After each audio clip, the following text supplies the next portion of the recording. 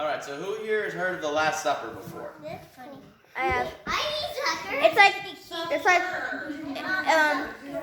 It's God with like all of his people, and he had enough food, and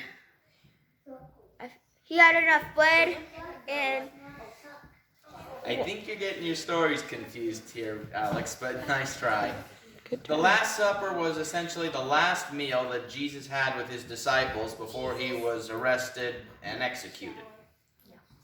So our story is going to take place kind of just at the beginning of that tonight, because Jesus did something very special before the meal got started. Now, a little background to help you understand part of what's going on here. Did you know that back in Jesus' day that it was customary to wash a person's feet before eating? what the heck? Do they eat with their feet? Well, here's the thing. One, they walked everywhere. Two, the only shoes they had were sandals. Three, they lived in a very deserty area. So put all of that together, also add up to the fact that streets weren't nearly as clean as they are nowadays. And you can imagine the stuff that was on their feet by the time they actually sit down to eat. Right? So you guys can kind of see why it was important that they had their feet washed before they ate. Because Now, they ate with their feet? No, because their feet would be a disgusting mess. But now here's the thing. Typically, the foot washing was done by a servant, specifically a low-ranking one, or maybe someone that was in the doghouse, so to speak. So Jesus and his disciples, they're getting ready to sit down and have this very special dinner together, and the disciples are probably looking at each other and realizing no one's washed their feet just yet. And that's kind of a big deal. Now, one of the disciples easily could have gone and washed the feet of the others for them, but nobody wanted to take that low position, so to speak. I mean, you guys can imagine. You don't want to have to wash someone else's feet, right? Well, and remember, this was also kind of a status thing back then. I have a question. Mm-hmm. Me and Cindy were talking about it this morning, and me and her, we were saying that how did the eggs and the Easter Bunny come into the story of Easter? Good questions, but that doesn't really have to do with our story right now, so we'll come to that later, okay? We'll do it a little bit.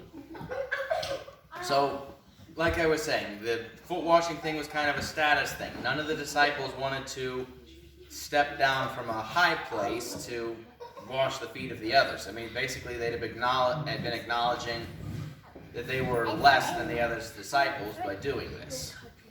None of them wanted to do that. They might have actually even been arguing a little bit amongst themselves as to who should have been doing this. How did they Now, bring it back in, guys. I'm seeing a lot of wandering minds here, wandering eyes.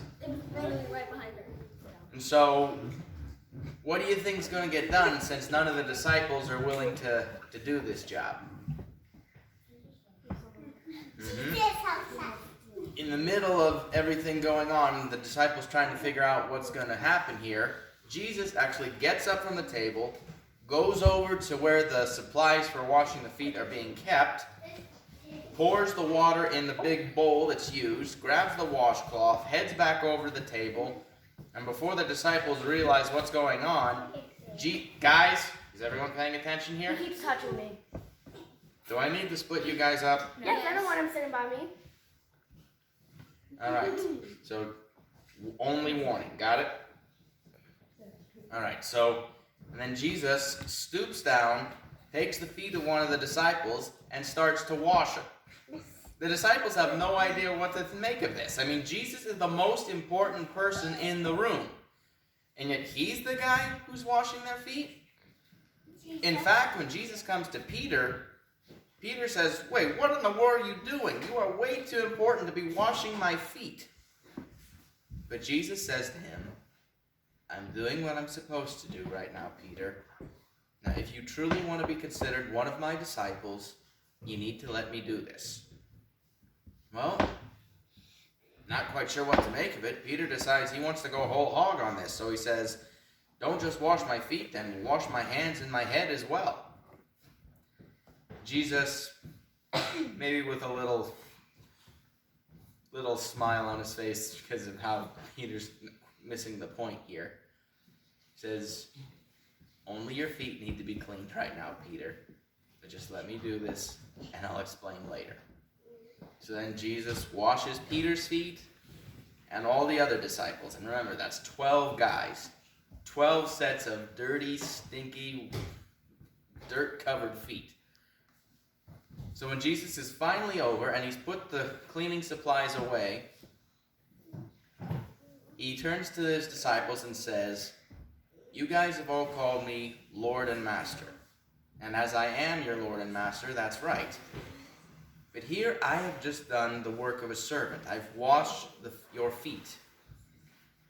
And no one is greater than their master. So if you truly want to be considered my servants, my followers, that means you're going to have to learn to serve one another.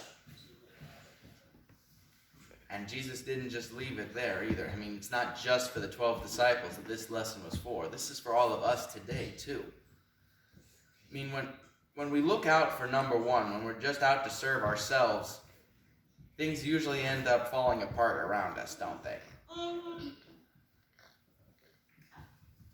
But you guys know that feeling when you do something nice for someone, even if they can't do something nice back for you? The kind of warm feeling that you just can't explain? That's God's way of saying good job.